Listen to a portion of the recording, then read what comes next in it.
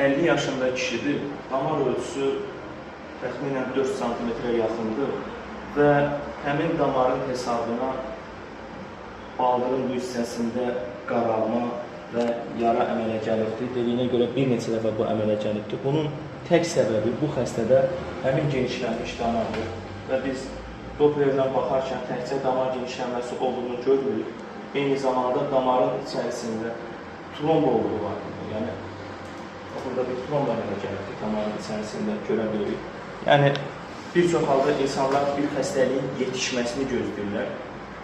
Genişlənmə var, trombu var, ayağın şişməsi var, qaralması var, yarası var, sağalıb da təkrarlanan yara var.